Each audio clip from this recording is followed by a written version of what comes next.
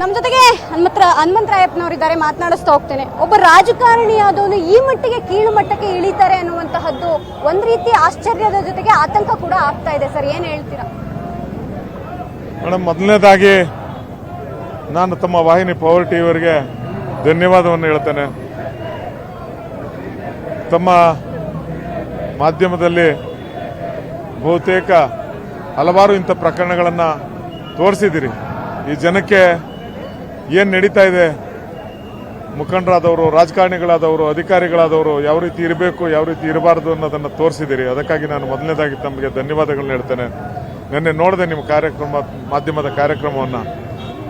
ಈ ನಾಡಿನ ಯಾರೊಬ್ಬ ಸಾಮಾನ್ಯ ಜನ ಇರ್ಬೋದು, ಒಬ್ಬ ಮುಖಂಡ ಇರ್ಬೋದು, ತಲೆ ಎತ್ತಿ ನಡೆಯಕ್ಕಾಗದೇ ಇರತಕ್ಕಂಥ ಒಂದು ನೀಚ ಕೃತ್ಯ ಇದು. ಬಹುಶಃ ಎಲ್ಲವೂ ಕಾಲವು ಎಲ್ಲವನ್ನೂ ನಿರ್ಣಯಿಸ್ತದೆ ಅಂತ ಏನು ಹಿರಿಯರು ಹೇಳಿದ್ದಾರೆ, ರೀತಿ ಕಾಲ ಬಂದಿದೆ. ಯಾರು ಇಂಥ ದುಷ್ಕೃತ್ಯವನ್ನು ಮಾಡಿದ್ದಾರೆ ಅವರಿಗೆ ತಕ್ಕ ಶಾಸ್ತಿ ಆಗಬೇಕು. ಯಾರೂ ಸಹ ಇದನ್ನು ಬೆಂಬಲಿಸ್ತಾ ಇಲ್ಲ, ಬೆಂಬಲಿಸಬಾರ್ದು. ನನಗಂತೂ ವೈಯಕ್ತಿಕವಾಗಿ ನಾನಿಂಥದ್ರಿಂದ ಬಹಳ ದೂರ ಇದ್ದೇನೆ. ಇವನು ಬೆಂಬಲಿಸ್ತಕ್ಕಂಥದ್ದು, ಅವರಿಗೆ ಪ್ರೋತ್ಸಾಹವನ್ನು ಕೊಡ್ತಕ್ಕಂಥದ್ದು ನಾನು ನೋಡಿದೆ. ಮೊನ್ನೆ ಮಾಧ್ಯಮಗಳಲ್ಲಿ, ಬೇರೆ ಮಾಧ್ಯಮಗಳಲ್ಲಿ ಬಂದಾಗ ಬಿಜೆಪಿಯ ಮುಖಂಡರುಗಳು, ಅಶೋಕ್ ರವರು, ಸಿಟಿ ರವಿಯವರು ಅವರ ಹೇಳಿಕೆಗಳನ್ನು ನೋಡಿದೆ. ಗೌರವಾನ್ವಿತ ವಿರೋಧ ಪಕ್ಷದ ನಾಯಕರಾದ ಅಶೋಕ್ ರವರು ನಮಗೆ ಶಾಸಕರಾಗಿದ್ದವರು, ನನ್ನ ಕ್ಷೇತ್ರದಲ್ಲಿ ಶಾಸಕರಾಗಿ 5-6 ಬಾರಿ ಶಾಸಕರಾಗಿದ್ದವರು. ನಾನು ಬಹಳ ಹೆಚ್ಚಿನ ಗೌರವವನ್ನು ಕೊಡತಕ್ಕಂಥ ವ್ಯಕ್ತಿ. ನಗರಸಭೆ ಅಧ್ಯಕ್ಷನಾಗಿ ಅವ್ರ ಕೆಳಗಡೆ ಕೆಲಸ ಮಾಡಿದ್ದೇನೆ. ಅವ್ರಿಗೆ ಸಂಪೂರ್ಣವಾದ ಪೂರ ಇತಿಹಾಸ ಗೊತ್ತು, ಈ ನೀಚನ ಇತಿಹಾಸ ಗೊತ್ತು.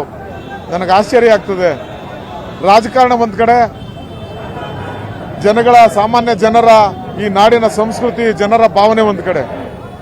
ಭಾರತೀಯ ಜನತಾ ಪಕ್ಷವರು ಭಾವನೆಗಳ ಮೇಲೆ ಮೆಟ್ಲುಗಳನ್ನ ಕಟ್ತಾ ಇದ್ದಾರೆ. ಯಾಕೆ ಅಶೋಕ್ ರವರು ಕಡಾತುಂಡವಾಗಿ ಮಾತನಾಡಿ ಇದನ್ನು ಖಂಡಿಸ್ತಿಲ್ವೋ ನನಗೆ ಗೊತ್ತಾಗಲಿಲ್ಲ. ಸಿಟಿ ರವಿ ಅವರು, ಅವ್ರದೇ ಆದ ಲೋಕ. ನಾವಾದ್ರೂ ನಾವ್ಯಾರು ತಯಾರಿಲ್ಲಪ್ಪ.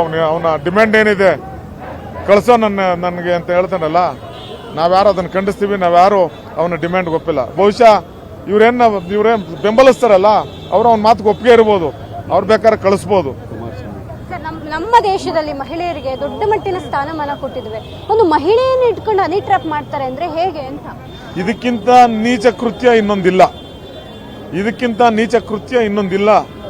ಯಾವೊಬ್ಬ ಸಣ್ಣ ಹುಡುಗನ ಕೇಳಿದ್ರು, ಹಿರಿಯ ವಯಸ್ಸಿನ ನಾಗರಿಕರನ್ನು ಕೇಳಿದ್ರು ತಲೆ ತಗ್ಗಿಸುವಂತ ಕೆಲಸ.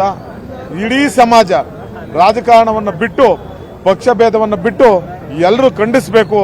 ಇಂಥ ನೀಚ ಕೃತ್ಯಗಳು, ಇಂಥ ಸಂಸ್ಕೃತಿ ಈ ನಾಡಿನಲ್ಲಿ ಇರಬಾರ್ದು. ಇದೆಲ್ಲ ನಮ್ಮ ಸಂಸ್ಕೃತಿ.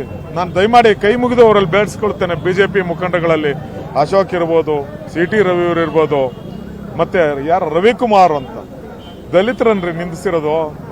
ಒಕ್ಕಲಿಗರನ್ನ ನಿಂದಿಸಿದಾನೆ, ದಲಿತರನ್ನ ನಿಂದಿಸಿದ್ದಾರೆ, ನಮ್ಮ ಮಂಚಕ್ಕೆ ಕರೆದಿದ್ದಾನೆ.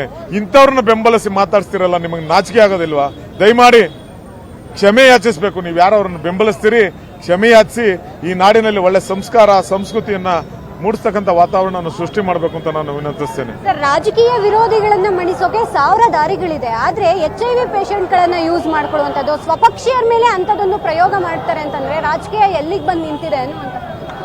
ಇದಕ್ಕಿನ್ನ ಕೀಳುಮಟ್ಟಕ್ಕೆ ರಾಜಕೀಯ ಬರೋದಿಲ್ಲ ಅಂತ ನಾನು ಭಾವಿಸ್ತೇನೆ. ಇಂಥ ಕೀಳುಮಟ್ಟದ ರಾಜಕಾರಣವನ್ನ ಜೀವನದಲ್ಲಿ ನಾನು ಯಾವತ್ತೂ ನೋಡಿಲ್ಲ. ಬಹುಶಃ ಇಂದಿನ ಮಹಾಪುರುಷರು ಇಂದ ಹಿಡಿದು ಇಲ್ಲಿಯವರೆಗೆ ಬಹಳಷ್ಟು ರಾಜಕಾರಣದಲ್ಲಿರ್ಬೋದು, ಅಧಿಕಾರದಲ್ಲಿ ಇದ್ದವರು ಇರ್ಬೋದು, ವಿರೋಧ ಪಕ್ಷದಲ್ಲಿ ಇರಬಹುದು, ಎಲ್ಲ ರಾಜಕಾರಣಿಗಳನ್ನ ನಾವು ನೋಡಿದ್ದೇವೆ. ಇಂಥ ನೀಚ ರಾಜಕಾರಣ ಅತ್ಯಂತ ಅಂತ ಹೇಳಿದ್ರೆ ಹೇಳೋದಕ್ಕೆ ನಾಚಿಕೆ ಆಗ್ತದೆ. ಏನು ನಾವು ಮುಂದಿನ ಜನರೇಷನ್ಗೆ ನಾವೇನು ಬಿಟ್ಟು ಹೋಗ್ತೀವಿ? ದಯಮಾಡಿ ಪಕ್ಷಭೇದವನ್ನು ಮರೆತು ಇದನ್ನು ಖಂಡಿಸಿ ಅವ್ರ ಮೇಲೆ ಕ್ರಮ ತಗೊಳ್ಳೋದು ಬಿಡೋದು ಅವ್ರಿಗೆ ಬಿಟ್ಟಿದ್ದು. ಕಂಟಿನ್ಯೂ ಮಾಡಲಿ, ಸಂತೋಷ, ನಮಗೇನು ಅಭ್ಯಂತರ ಇಲ್ಲ. ಆದರೆ ವೈಯಕ್ತಿಕವಾಗಿ ಯಾವ ನೆಲೆಗಟ್ಟಿನಲ್ಲಿ ಅವರನ್ನ ಬೆಂಬಲಿಸ್ತಾ ಇದ್ದೀರಿ ಅನ್ನೋದನ್ನ ತಾವು ಈ ಸಮಾಜಕ್ಕೆ ಸ್ಪಷ್ಟಪಡಿಸಬೇಕಾಗ್ತದೆ. ಇದಿಷ್ಟು ಹನುಮಂತರಾಯಪ್ಪ ಅವರ ಮಾತು. ಕ್ಯಾಮರಾಮನ್ ಸುಧೀರ್ ಜೊತೆ ದೀಪಾ ಕುಕ್ಕುವಾಡ, ಪವರ್ ಟಿವಿ, ಬೆಂಗಳೂರು.